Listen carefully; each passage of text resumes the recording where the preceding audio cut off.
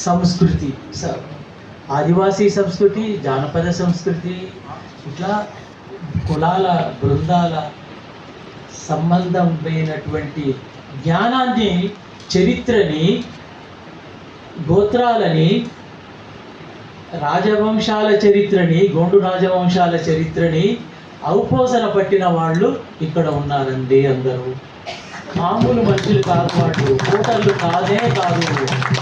వాళ్ళ చేతిలో ఉన్నటువంటి ఒక చిన్న వాద్యం చాలు, ఒక తుడుం దెబ్బ మొత్తం భారతదేశాన్ని ఊపి పడేసింది.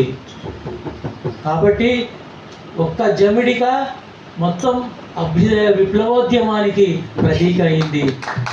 అట్లాగే ఇక్కడ ఒక నెరేటర్, ఒక కథకుడు ఆయన జాతిని కాదు, ఆ జాతులకు సంబంధించినటువంటి ఒక ఎపిసోడ్, ఒక ఐతిహాసికమైనటువంటి వైశాల్యం ఉన్నటువంటి కథని గానం చేస్తాడు. సమ్మక్క సారమ్మ కథలు, కోయల్లో ఉన్నటువంటి అనేక కథలు పాడే డోలీలు, ఇక్కడ తోటీలు. ఈ తోటీల దగ్గర మా ఆప్త మిత్రుడు ఆయన చెప్పేవాడు, 5 రోజుల కథ చెప్తామండి. మీరు ఎక్కడ వింటారు? మీరు 2 నిమిషాలు ఫోటోలు తీస్తారు, నేను ఒప్పుకోను అనేవాడు. అవును, వాళ్ళని ప్రతి చోట మాలాంటి వాళ్ళు అవమానపరుస్తున్నాం.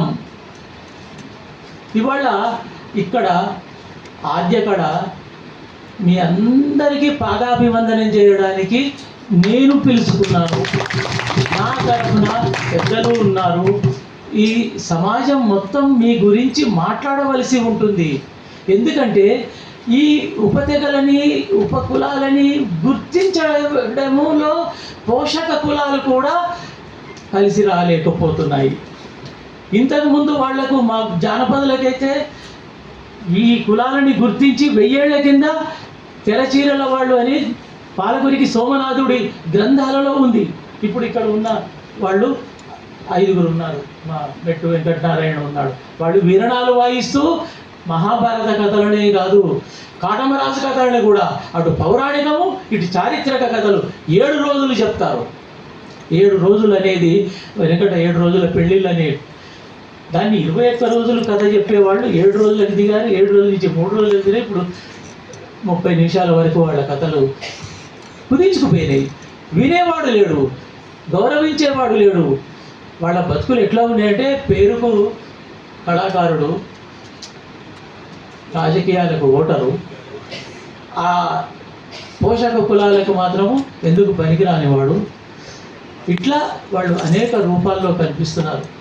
అది నాకు ఎందుకు అంటే, ఆద్యకళకి వీళ్ళందరి సహకారంతో నేను సేకరించానండి. దీని వివరాలు చెప్పేవాడు, తయారు చేసేవాళ్ళు, వాటిని వాయించేవాళ్ళు, వాటిని బాగుపరుచుకునేవాళ్ళు, అమోఘమైనటువంటి ఇత్తడి, ఆ తర్వాత లోహము, ఇనుము, కర్ర, మట్టి, ఎన్ని రకాల వాటితోటి వాద్యాలు ఉన్నాయి.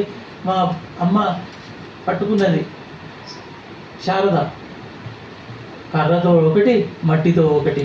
ఆ రెండింటి శబ్దాలు అద్భుతమైన, అమోఘమైనటువంటి వీరగాథలు పాడేటువంటి ఒక గ్రంథాలయాలు వాళ్ళు. వాళ్ళు ఎందుకు పనికిరాని వాడే. మనకు బస్ స్టాండ్లలో, రైళ్లల్లో తిరిగి పొట్ట నడుచుకుంటున్నారు. ఏంటిది ఇది? ఎందుకు వచ్చింది ఇది? ఎవరు చేసిన పాపం ఇది? ఒకప్పుడు వాళ్ళకు వైభవోన్నతి పొందినారు. శాసనాలు ఉన్నాయండి, రాతప్రతులు ఉన్నాయి, సనదులు ఉన్నాయి. వీళ్ళని గౌరవించాలి.